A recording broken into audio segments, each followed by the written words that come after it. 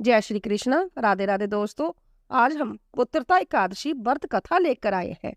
पुत्रता एकादशी व्रत कथा सुनने मात्र से होंगे श्री हरि प्रसन्न, जो दिलाती है संतान सुख। जानिए पोष पुत्रता एकादशी का महत्व, पूजा विधि और पारण का समय।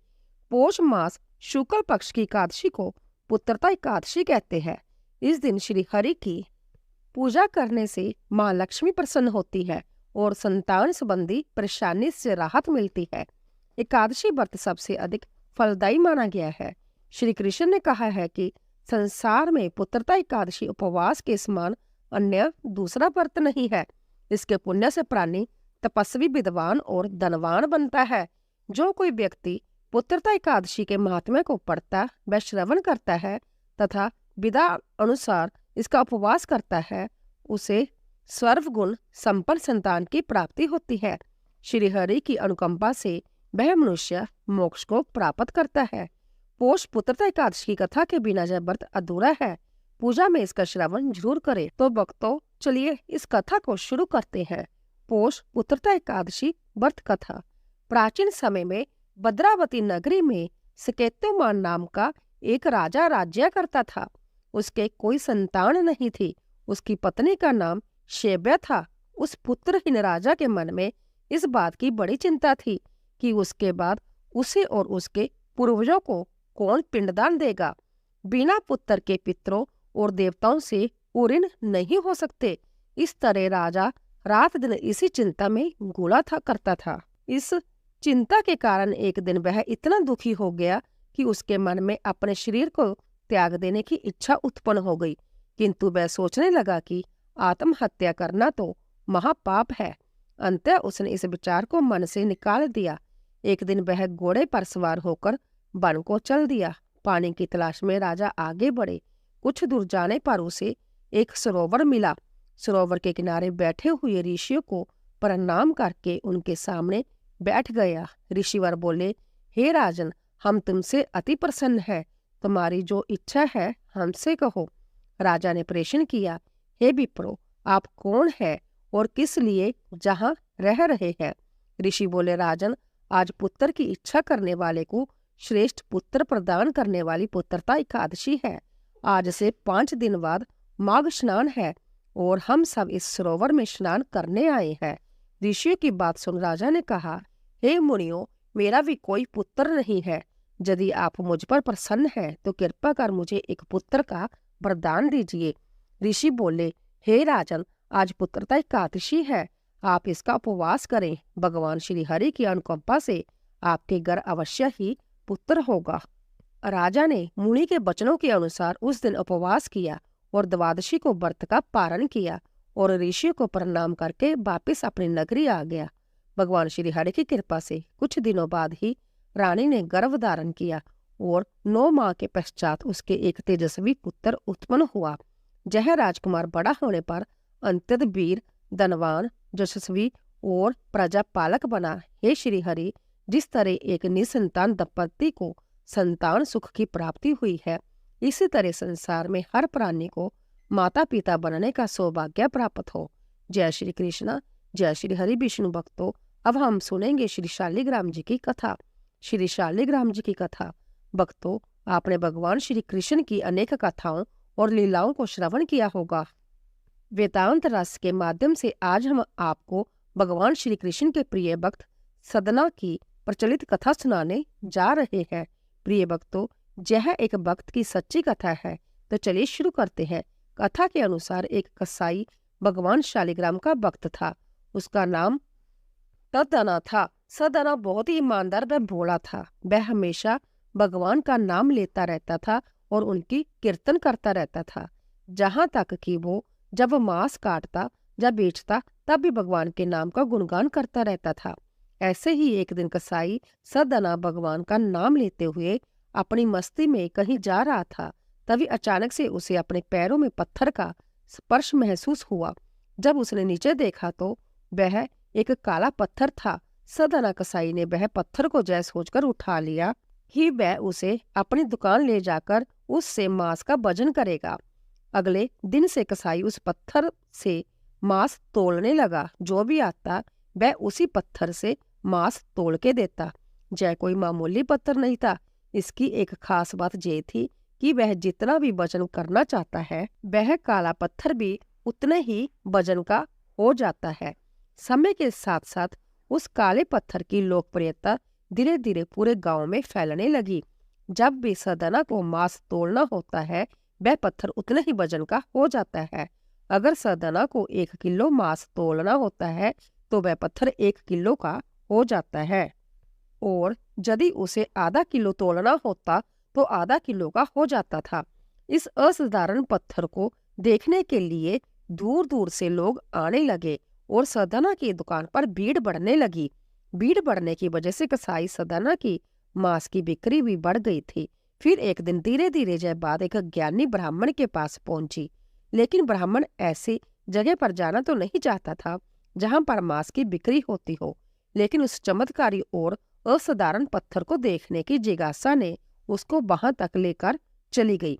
वहां पर पहुंचकर ब्राह्मण दूर से ही सदना कसाई को उस पत्थर से मांस तोड़ते हुए देख रहा था, और उसने देखा कि किस प्रकार से वह पत्थर आवश्यकता के अनुसार अपना वजन परिवर्तित कर लेता था। यह देखकर ब्राह्मण एकदम आश्चर्यचकित हुआ। यह देख ब्राह्मण सदना कसाई के पास गया तो सदना ब्राह्मण को देखकर बहुत आश्चर्यचकित हुआ, और साथ ही साथ सदना बहुत प्रसन्न भी हुआ। फिर सदना ने ब्राह्मण का नरम भाव से स्वागत किया और ब्राह्मण को बैठने के लिए कहा।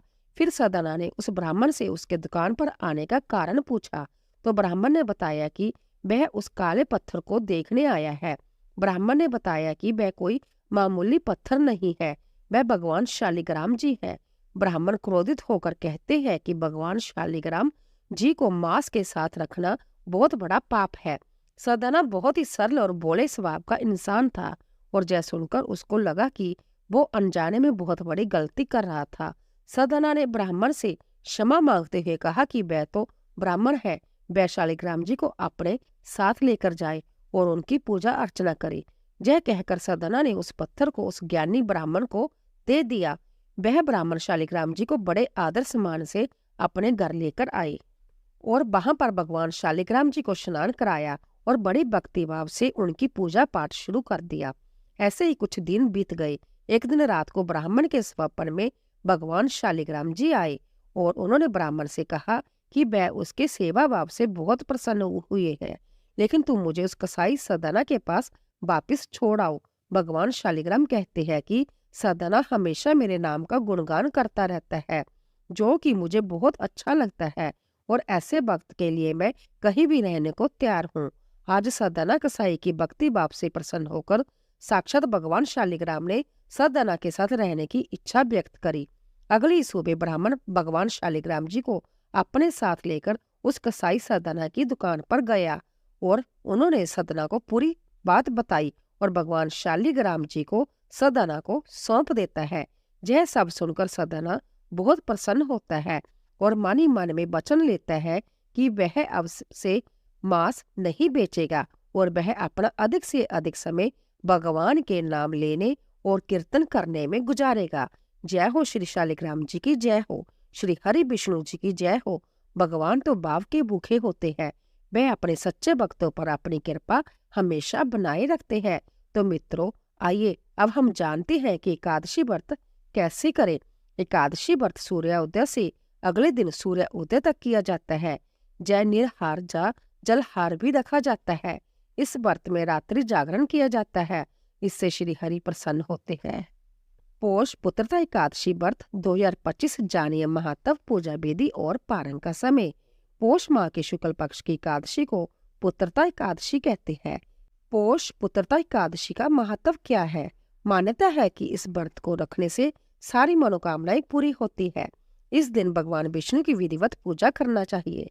यह व्रत संतान प्राप्ति के अलावा संतान की समस्याओं के निवारण हेतु भी किया जाता है। पुत्रता एकादशी का व्रत करने से वाजपेयी यज्ञ के समान पुण्य फल की प्राप्ति होती है। संतान प्राप्ति के लिए इस व्रत को करना उत्तम माना जाता है।